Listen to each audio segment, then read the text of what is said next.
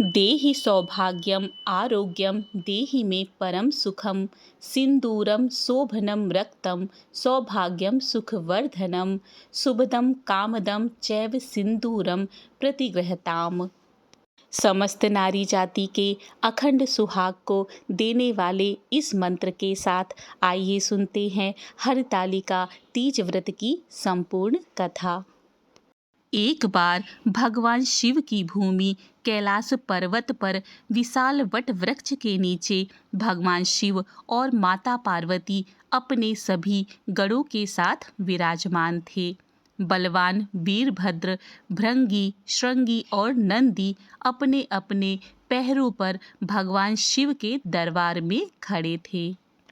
इस मौके पर पार्वती माता ने भगवान शिव से अपने मन की बात पूछनी चाही। उन्होंने दोनों हाथ जोड़कर कहा कि हे महेश्वर, मेरे बड़े सौभाग्य हैं जो मैंने आप जैसा पति पाया। क्या मैं जान सकती हूँ मैंने वह कौन सा पुण्य किया है? आप तो अंतर्यामी हैं, मुझ दासी को बताने की कृपा करें। हे जगन्नाथ, आप आदि मध्य और अंत रहित हैं। आपकी माया का कोई पार नहीं है। आपको मैंने किस भांति प्राप्त किया है? कौन से व्रत, तप या दान के पुण्य फल से आप मुझको पति के रूप में प्राप्त हुए हैं? माता पार्वती की प्रार्थना सुन महादेव जी बोले, हे देवी, मैं आपके सामने उस व्रत के बारे में कहता हूँ जो परम गुप्त है। जैसे तारा गणों में चंद्रमा, ग्रहों में सूर्य, वर्णों में ब्राह्मण, देवताओं में गंगा, पुराणों में महाभारत, वेदों में शाम और इंद्रियों में मन श्रेष्ठ है, वैसे ही पुराण और वेद इसमें इसका वर्णन आया है। जिसके प्रभाव से तुमको मेरा आधा आसन प्राप्त हुआ है। हे प्रिय, उसी का मैं तुमसे वर्णन करता हूँ, सुनो। भाद्रपद मास के शुक्ल पक्ष की हस्त्र नक्षत्र के दिन इस व्रत का अनुष्ठान मात्र करने से सभी पाप का नाश हो जाता है। तुमने पहले हिमालय पर्वत पर इसी महान व्रत को किया था जो मैं तुम्हें सुनाता हूँ। पार्वती जी बोली, हे प्रभु, इस व्रत को मैंने किस लिए किया था यह मुझे सुनने की इच्छा है, सो कृपा कर कर कहें। शंकर जी बोले, आर्यवर्त में हिमालय नामक एक महान पर्वत है जहाँ अनेक प्रकार की भूमि अनेक प्रकार के वृक्षों से सुशोभित है, जो सदैव बर्फ से ढके हुए तथा गंगा की कल कल ध्वनि से शब्दायमान रहते हैं। हे पार्वती, तुमने बाल्यकाल में उसी स्थान पर परम तप किया था और 12 वर्ष तक के महीने में जल में रहकर तथा वैशाख मास में अग्नि में प्रवेश करके तप किया था। सावन के महीने में बाहर खुले में निवास कर अन्न त्याग कर तप करती रही। तुम्हारे उस कष्ट को देखकर तुम्हारे पिता को बड़ी चिंता हुई।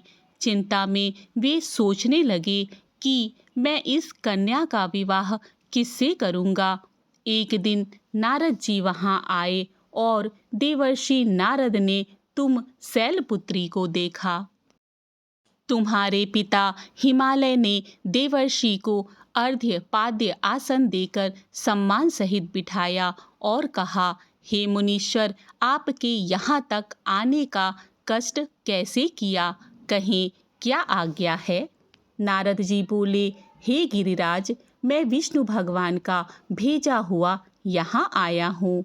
तुम मेरी बात सुनो। आप अपनी कन्या को उत्तम वर को दान करें। ब्रह्मा, इंद्र, शिव आदि देवताओं में विष्णु भगवान के समान कोई भी उत्तम नहीं है।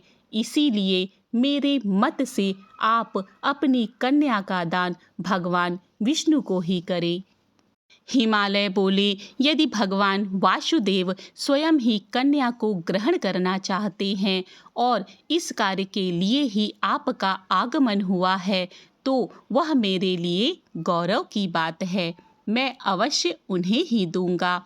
हिमालय का यह आश्वासन सुनते ही देवर्षि नारद आकाश में अंतर ध्यान हो गए और भगवान विष्णु के पास पहुँचे।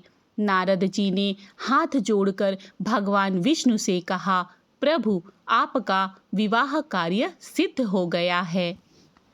उधर हिमालय ने पार्वती जी से प्रसन्नता पूर्वक कहा, हे पुत्री, मैंने तुमको गरुड़ ध्वज भगवान विष्णु को अर्पण कर दिया है। पिता के इन वाक्यों को सुनते ही पार्वती जी अपनी सहेली के घर गई और पृथ्वी पर गिरकर अत्यंत दुखित होकर विलाप करने लगी।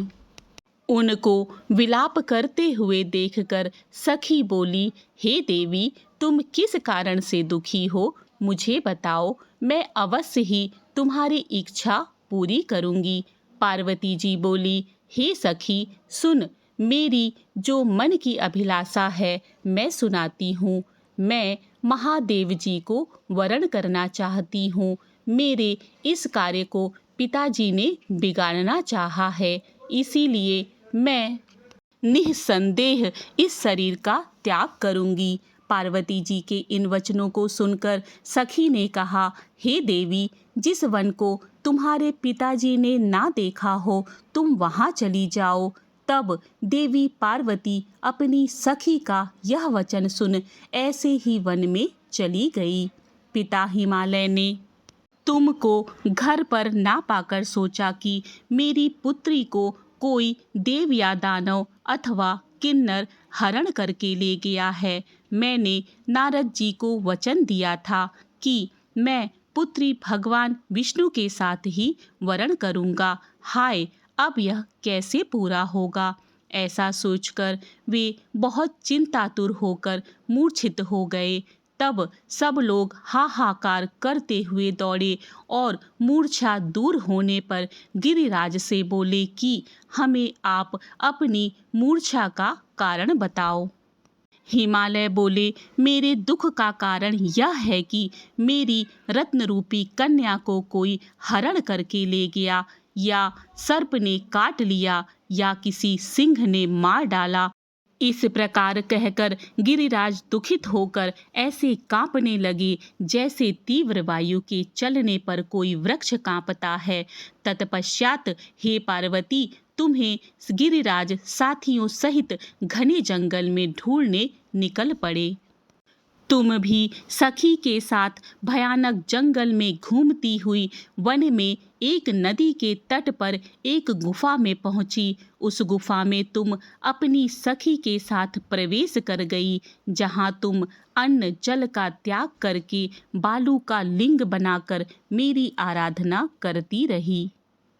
उस समय भाद्रपद मास की हस्त्र नक्षत्र युक्त तृतीया के दिन तुमने मेरा विधि विधान से पूजन किया तथा रात्रि में गीत गायन करते हुए जागरण किया। तुम्हारे उस महाव्रत के प्रभाव से मेरा आसन डोलने लगा।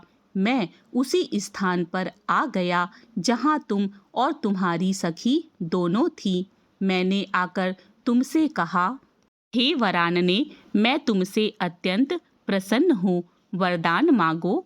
तब तुमने मुझसे कहा कि हे देव, यदि आप मुझसे प्रसन्न हो तो आप महादेव जी ही मेरे पति हो। मैं तथास्तु ऐसा कहकर कैलाश पर्वत को चला गया और तुमने प्रभात होते ही मेरी उस बालू की प्रतिमा को नदी में विसर्जित कर दिया।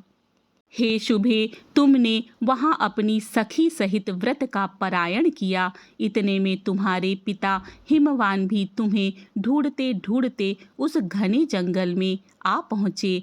उस समय उन्होंने नदी के तट पर दो कन्याओं को देखा तो ये तुम्हारे पास आ गए और तुम्हें हृदय से लगाकर रोने लगे। बोले, बेटी, तुम इस सिंह व्याघ्र आदि युक्त जंगल में क्यों चली आई?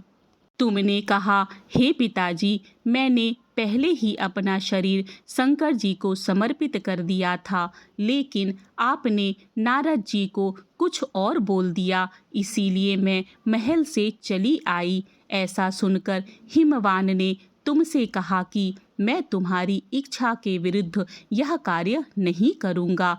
तब वे तुम्हें लेकर घर को आए और तुम्हारा विवाह मेरे साथ कर दिया।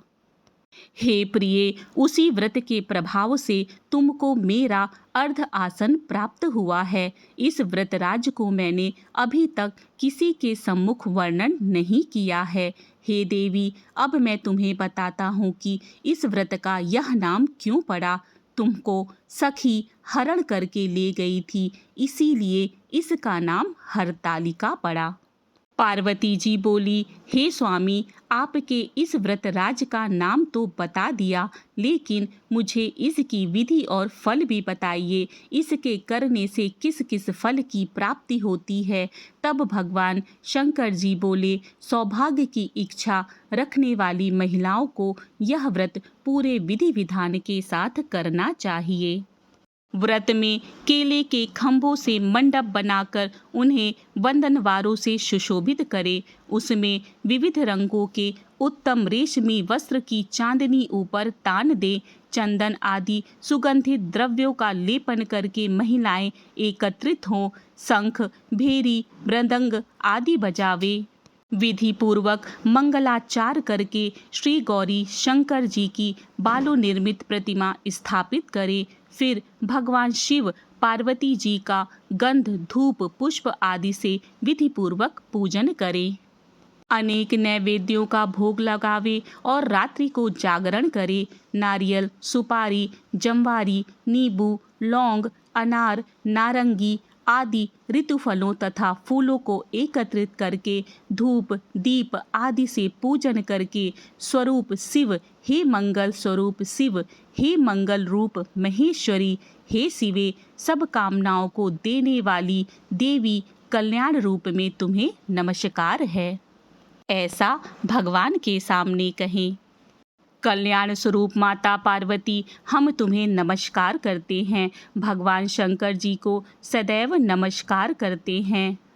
हे ब्रह्म रूपिणी, जगत का पालन करने वाली माँ, आपको नमस्कार है। हे सिंहवाहिनी, मैं सांसारिक भय से व्याकुल हूँ, मेरी रक्षा करे। हे महेश्वरी, मैंने इसी अभिलाषा से आपका पूजन किया है। हे पार्वती माता, आप मेरे ऊपर प्रसन्न होकर मुझे सुख और सौभाग्य प्रदान कीजिए। इस प्रकार के शब्दों द्वारा उमा सहित शंकर जी की पूजा करें। विधि पूर्वक कथा सुनकर गौ, वस्त्र, आभूषण आदि ब्राह्मणों को दान करें। इस प्रकार से व्रत करने वाले के सब पाप नष्ट हो जाते हैं। इति श्री अखंड सुहाग प्रदायनी हरतालिका तीज व्रत कथा।